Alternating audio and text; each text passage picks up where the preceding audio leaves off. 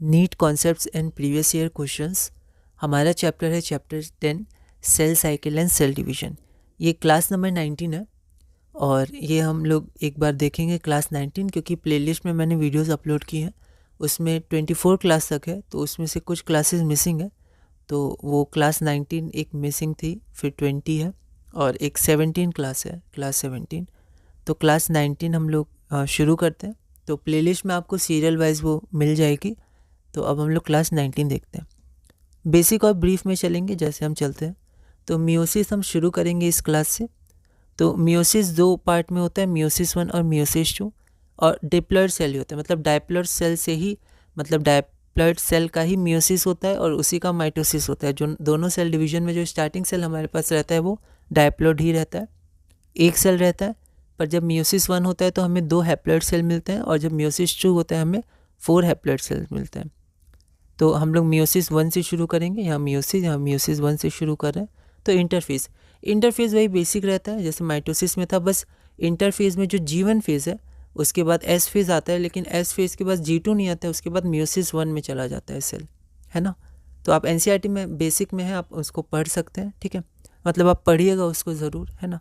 और S phase में synthesis होता है, मियोसिस 2 के S फेज़ में वहाँ पर जो इंटरफेज होता है वो बहुत ही शॉर्ट लिव्ड होता है, तो दोबारा DNA रेप्लिकेशन नहीं होता है, ठीक है।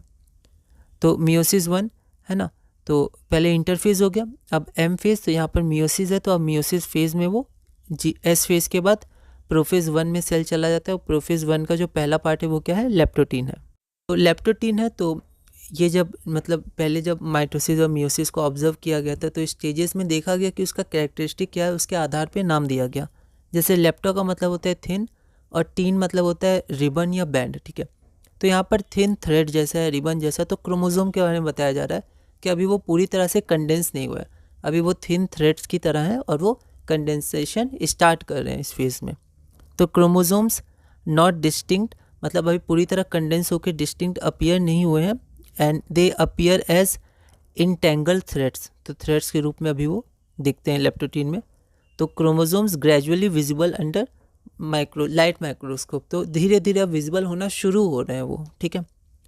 और कंपैक्शन ऑफ क्रोमोसोम या condensation of chromosome through out leptotene चलता रहता है, ठीक है। ये इंपॉर्टेंट है, ये वाला लाइट माइक्रोस्कोप में वो शुरू हुए दिखना ग्रेजुअली।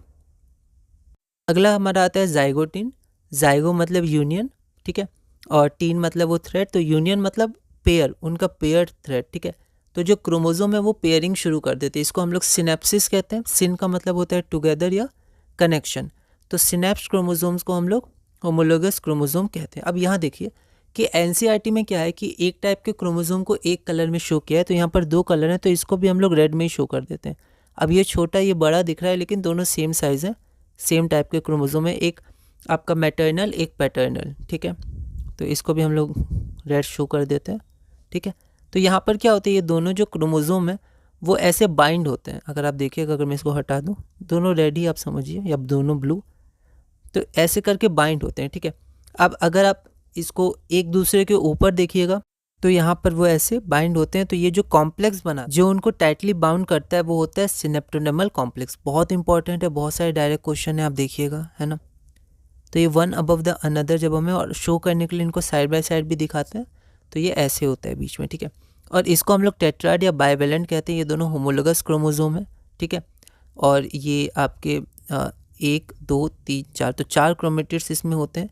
इन दोनों के क्रोमेटिड्स को सिस्टर क्रोमेटिड्स, इन दोनों के सिस्टर क्रोमेटिड्स, पर इन दोनों को नॉन सिस्टर बोलते हैं और इसको हम लोग टेट्राड या बाइवेलेंट भी बोलते हैं, ठीक है। अगला आता है पैकेटीन। पैकेटीन मतलब होते हैं थिक थ्रेड, मतलब अब क्या होते हैं कि अब सारे जो ऑटोसोमल क्रोमोसोम्स हमारे पास होते हैं 22 पेयर, वो सब अच्छे से एक दूसरे से सिनेप्स कर चुके हैं, ठीक है। तो वो क्या कर रहे हैं, थिक थ्रेड की तरह अब अपीयर हो रहे हैं। तो all autosomal chromosome synapsed become distinct and clearly appear as tetrad, सब ऐसे अपीयर होते हैं, ठीक है। अब क्या होता है, क्रॉसिंग ओवर होगा, ओके। तो रिकॉम्बिनेशन नॉड्यूल्स होते हैं जहाँ पर क्रॉसिंग ओवर होता है।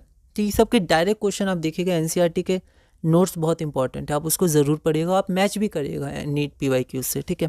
क्रॉसिंग ओवर क्या होता है, तो exchange of genetic material between 2 homologous chromosomes.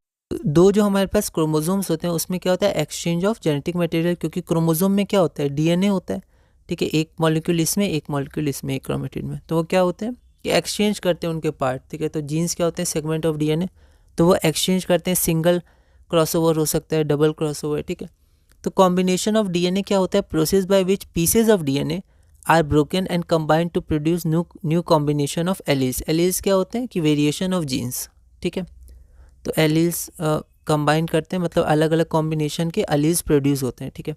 तो यहाँ आप देखिए कि जैसे ये इसका एक आर्म है, ये तो ये पहले पूरा ब्लू था और ये रेड था, ठीक है। लेकिन जब क्रॉस ओवर हुआ तो यहाँ पर रेड एक्सचेंज हुआ, ब्लू के पास आ गया और थोड़ा सा ब्लू रेड के पास चला गया, ठीक है। तो ऐसे वैसे दोनों ब्लू से आप शो कर सकते हैं एक टाइप के क्रोमोसोम में एनसीईआरटी में, पर फिर भी अलग करने के लिए यहाँ पर थोड़ा रेड, यहाँ पर थोड़ा ब्लू, तो इसको बोलते हैं क्रॉसिंग ओवर। इसका कुछ पार्ट रेड पे चला गया, रेड का कुछ पार्ट ब्लू पे आ गया, ठीक है। तो इसको हम लोग बोलते हैं क्रॉसिंग ओवर। और अब इन दोनों क्रोमोसोम को बोलते हैं रिकॉम्बिनेंट क्रोमोसोम, ठीक है, क्योंकि इसमें क्रॉसिंग ओवर हो गया। तो क्रोमोसोम्स दैट अंडरगो रिकॉम्बिनेशन, इनमें रिकॉम्बिनेशन हुआ, मतलब crossing over, exchange of DNA या रिकॉम्बिनेशन ऑफ डीएनए भी कहते हैं। तो यहाँ पर एक्सचेंज ऑफ डीएनए मतलब उसका सेगमेंट, ठीक है। तो chromosomes that undergo recombination and thus are different from their parents. अब ये पेरेंट जैसे नहीं, क्योंकि यहाँ पर थोड़ा सा रेड हिस्सा आ गया, पेरेंट दोनों ब्लू थे बिल्कुल, ठीक है, एक मैटरनल एक पैटर्नल। तो क्रॉसिंग ओवर में जो एंजाइम यूज़ होता है, ठीक है, जो एंजाइम कैटलाइज करता है वो रिकॉम्बिनेस है। डायरेक्ट क्वेश्चन इसके हैं। तो रिकॉम्बिनेशन कंप्लीट कब होता है, एंड ऑफ पैकेटीन में, living the chromosomes linked at the site of crossover. तो साइट ऑफ क्रॉसओवर पे वो अभी भी लिंक होते हैं, यहाँ पर जहाँ पर क्रॉसओवर हुआ वो लिंक्ड है, ठीक है। तो ये हमारा पूरा हुआ। तो हमने प्रोफेज के पहले 3 जो स्टेजेस है वो के लेप्टोटीन, जाइगोटीन और पैकेटीन। अगला हमारे पास 2 स्टेज और बचते हैं, डिप्लोटीन और डायाकाइनेसिस। उसके बाद हम लोग देखेंगे मेटाफेज 1, एनाफेज 1, ठीक है। उसी के साथ आगे बढ़ेंगे, मियोसिस 2 देखेंगे, और अगली वीडियो में हम लोग और थोड़ी सी थ्योरी करेंगे, और उसके बाद फिर हमने PYQs किए, आप प्लेलिस्ट से उसको देख सकते हैं। तो क्लास नंबर 20 हम लोग अगली वीडियो से शुरू करेंगे और धीरे धीरे अपने इस चैप्टर में आगे बढ़ेंगे।